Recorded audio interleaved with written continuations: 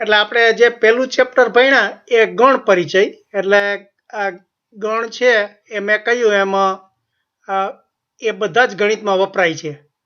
એટલે ગણ પરિચય બધા જ ગણિતને, બીજા વિજ્ઞાનને બધાને લાગુ પડે છે.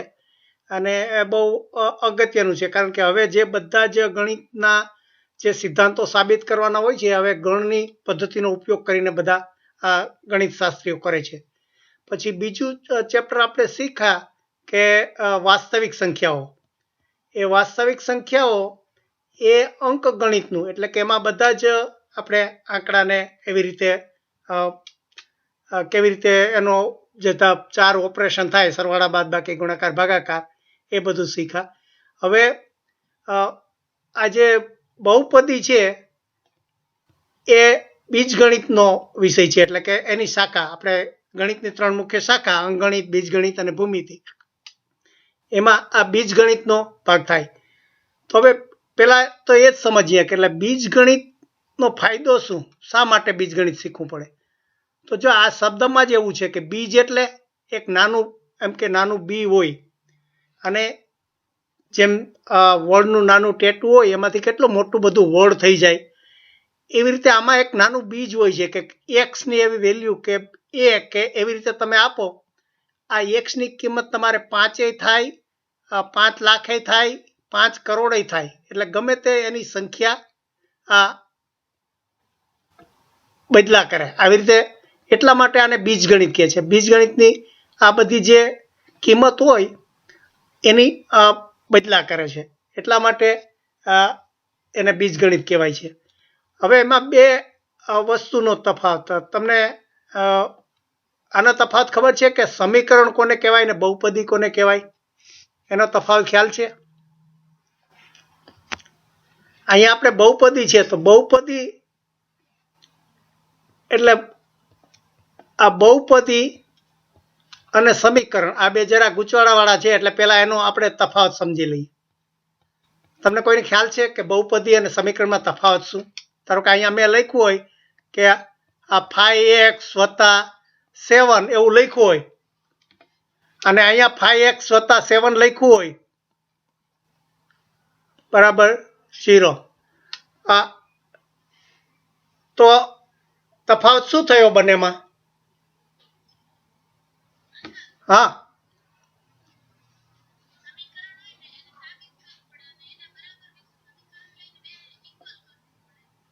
બરોબર, વેરી ગુડ. એટલે હંમેશા એમાં બે બાજુ હોય, ડાબી બાજુ અને જમણી બાજુ, એટલે બેલેન્સ કરવું પડે. એટલે એના ઉપરથી આ એક્સની કિંમત આપણે શોધી શકીએ. જ્યારે બહુપદીમાં શું છે, બહુપદીમાં જે બધા પદ મૂક્યા હોય, બીજગણિતના જે બહુ એટલે ઘણા બધા પદ આપણે મૂકીએ એ ખાલી બહુપદી કહેવાય. એટલે અહીંયા આપણે પહેલા બહુપદી શીખશું, પછી સમીકરણ આવશે.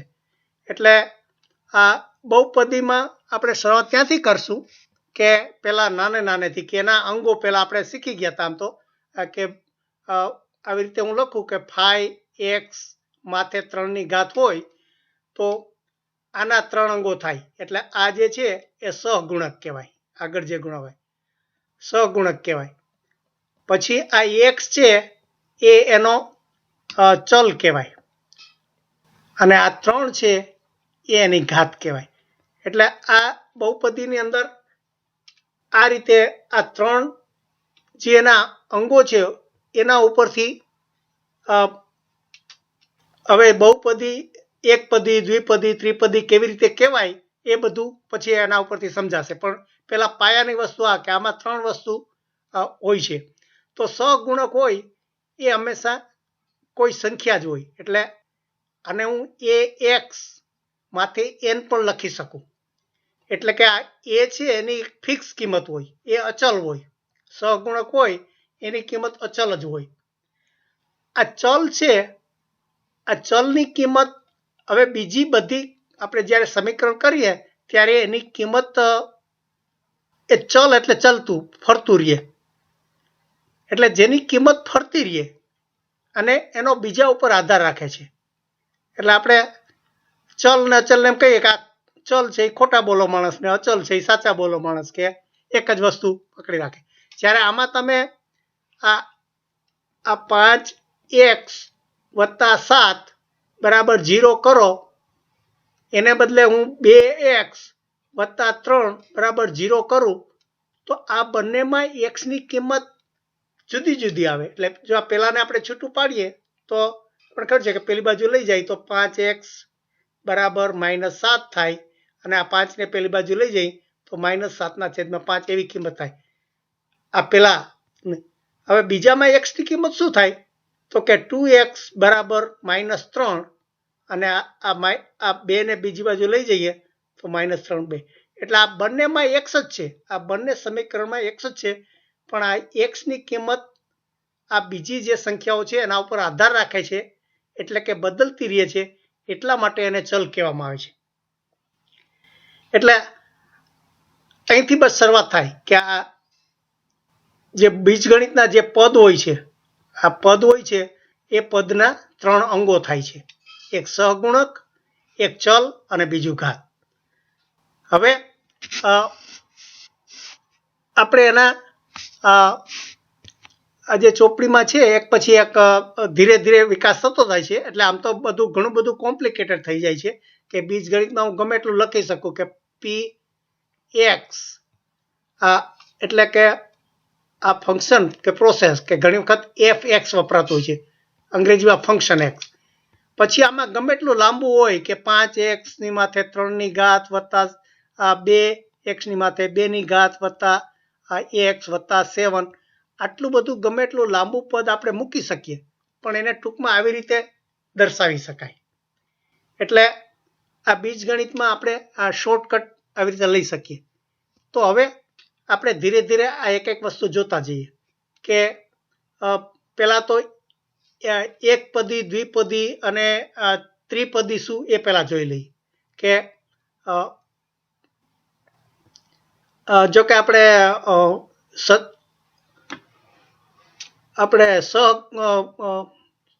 સજાતી અને વિજાતીની જે પહેલાં વાત કરી હતી એ પહેલાં થોડું પાછું રિવિઝન કરી દઈએ કે 5x અને 5x² હોય તો આ બંને એક પદ ન કહેવાય, એટલે કે એનો સરવાળો ન કરી શકીએ. પણ જો 5x અને આ 7x હોય તો એ બંનેનો સરવાળો આપણે કરી શકીએ, એટલે આને સજાતી કહેવાય. એટલે અને આને વિજાતી કહેવાય.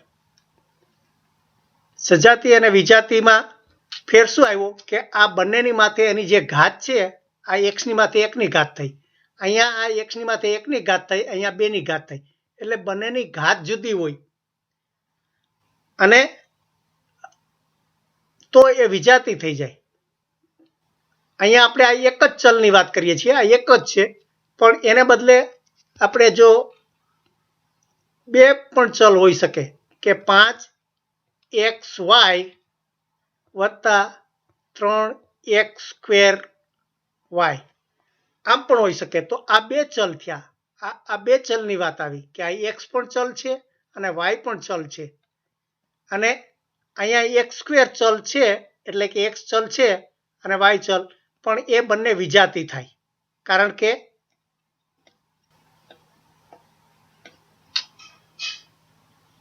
હવે જો આમાં હું અહીંયા આ x ની ઘાત કાઢી નાખું તો બંને સજાતી થઈ જાય, પણ અહીંયા y છે એ પણ કાઢી નાખું તો પછી એ પાછા એ વિજાતી થઈ જાય. એટલે આવી રીતે સજાતી અને વિજાતીનો તફાવત શું, તો કે એના બંને ચલ સરખા હોવા જોઈએ અને બંને ચલની ઘાત સરખી હોવી જોઈએ. એટલે x ની માથે અને y ની માથે 2 ની ઘાત હોય, અને x ની માથે 2 ની ઘાત હોય અને y ની માથે 1 ની ઘાત હોય તો પણ આ વિજાતી થાય. એટલે આ વસ્તુ આપણે ગયા વર્ષે શીખી ગયા, એટલે આ પાયાની વસ્તુ છે એ યાદ રાખવાની. હવે આજે આપણે ખાલી એક ચલની જ વાત કરશું. આ એક ચલની જ બધી સંખ્યાઓ છે. હવે એક ચલ એટલે કે આ 5x - 7x વત્તા 3x² આ પણ બધા એક ચલ જ કહેવાય કે જેમાં એક જ ચલ x જ આવેલો છે. અને સાથે સાથે શરૂઆત અહીંયા ઘાતની અત્યારે નથી કરતા. પહેલામાં આપણે જે 5x કે 7x જો લઈએ તો એ સુરેખ મતલબ કે એનું પછી લેશું. પહેલા જરા જોઈ જઈએ આપણે તમારી ચોપડીમાં બીજું જે કંઈ વ્યાખ્યા આપી છે કોઈ આપણે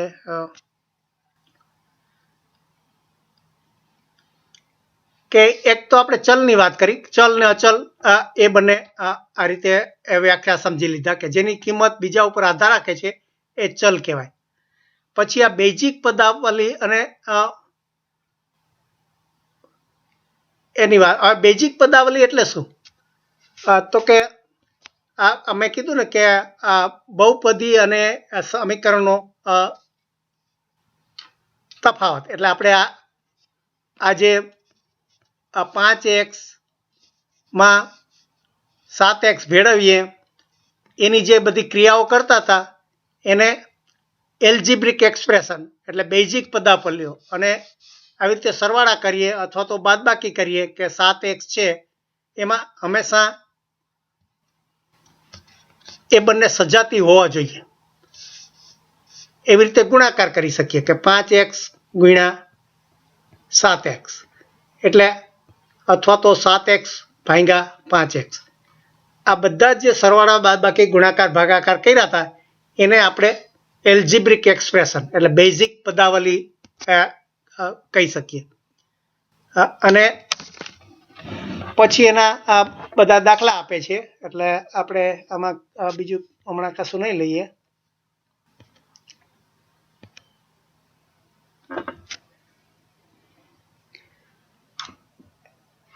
એટલે એક ચલ બહુપદી એટલે મેં કહ્યું એમ ખાલી બધાનું સરખું જ હોય, એના સહગુણક જુદા જુદા હોય તો ચાલે.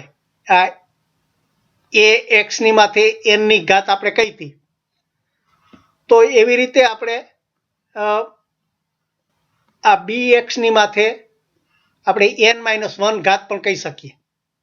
હવે b ની જગ્યાએ ઘણી વખત આપણે એનો સબસ્ક્રિપ્ટ પણ ગુણી શકીએ કે એના સબસ્ક્રિપ્ટ i લખીએ એટલે કે a1 પણ કરી શકીએ. એટલે અચલ જ છે. ભલે આપણે બે ગણિતના દાખલા દેખાતા હોય કે a1 a2 a3 એ બધી જે સંખ્યાઓ હોય એ બધી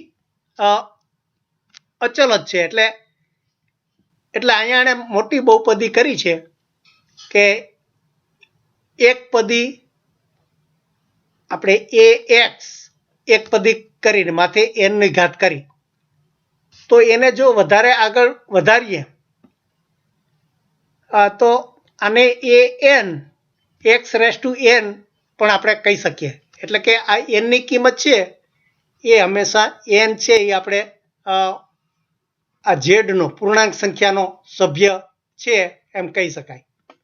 એવી જ રીતે આ જે આ a છે એ પણ ખાલી ઝેડનો નહીં પણ એ આપણે મને લાગે ક્યુનો સભ્ય પણ હોઈ શકે. એટલે કે એમાં અપૂર્ણાંક સંખ્યા પણ આવી શકે.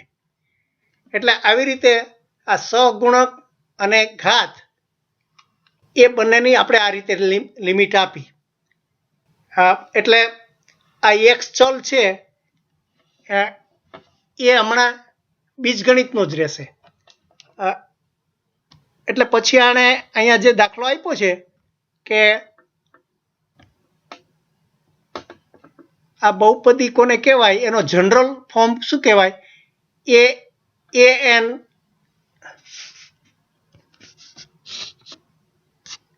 એટલે આપણે જો ગમે એટલા પદ લખવા હોય તો આ રીતે an x⁻n વત્તા આપણે સરવાળ આ n-1 અને પછી x ની માથે n-1 એટલે આપણે n નો ગમે તે આંકડો જો ધાર લઈએ કે 20 નો હોય તો આપણે a20 x ની માથે 20 એવી ઘાત કરાય. તો એના પછીનો બીજો આંકડો આપણે લેવો હોય, જો ઘણી વખત આંકડાની સિરીઝ હોય તો આમ લખી શકીએ કે a19 x ની માથે 19 ની ઘાત. આમ જો લખવું હોય તો બીજગણિતમાં આને આપણે આ રીતે લખી શકીએ કે a19 x9, અને એ જો બધાને જ આપણે સરવાળો કરતા જઈએ એટલે જો હું આ સમજાવું છું કે આ બહુપદીનું જનરલ બીજગણિતમાં સ્વરૂપ કેવું હોય. તો કે આ તમે an x⁻n કરો, એમાં વત્તા an-1 x⁻n-1 કરો, એટલે આવી રીતે n ની કિંમત ઘટાડતા જાઓ. 20 ની કિંમત n બરાબર 20 લીધા હોય તો પછી બીજી વખત n બરાબર 19 લ્યો, n બરાબર 18 લ્યો, આવી રીતે છેક n બરાબર 0 સુધી આવી શકે. એટલે આ ઘણા બધા પદ હોય એ બધી બહુપદી કહેવાય. એટલે આવી રીતે આગળ વધતું છેલ્લે શું થાય આપણે કે a0 બરાબર x0 આવી જાય. n ની કિંમત ઘટતી આ 0 સુધી આવી જાય. તો હવે x ની માથે 0 તો શું થાય? x ની માથે જો આપણે 0 મૂકીએ તો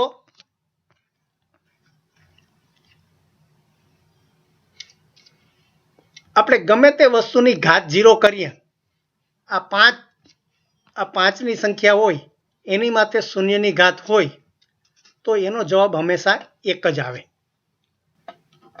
એટલે એવી રીતે અહીંયા x ની માથે x એટલે ગમે તે સંખ્યા હોય એની માથે શૂન્યની ઘાત આવે તો એનો જવાબ 1 જ આવે. એટલે આમાં શું થાય, a0 x0 આવે તો એનો જવાબ આપણે 10 લખી શકીએ. એટલે કે અચલ જ રહે, ચલ સંખ્યા આખી ઉડી જાય. એટલે આમાં છેલ્લે a0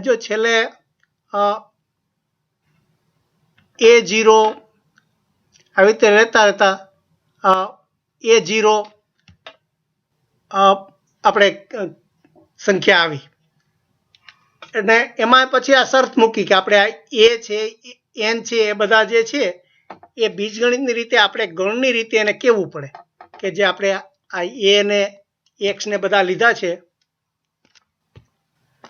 તો